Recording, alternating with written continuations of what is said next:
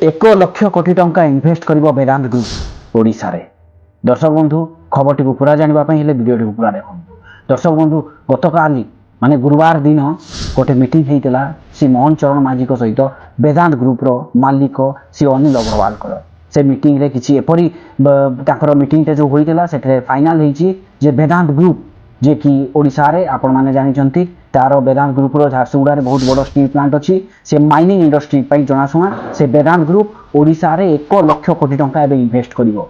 केउझर रे गोटे multi national multi factory रो से गोटे प्लांट लगेइबो फेरो एलॉइस रो आउ झारसुगुड़ा रे तार जो स्टील प्लांट अच्छी ताकू आउ अग्रसर करिवो सेटा इंडस्ट्री को आउरी सी एडवांस करिवो सेति पई 1 लक्ष कोटी टंका। तो दर्शक बंधु जहाँ थी सूचना मिली मुख्यमंत्री भवन रु जे इन्वेस्टमेंट पर मिनिमम 40,000 ରୁ 50,000 युवक युवती एठी निश्चित भाव में निवेश हो पारे।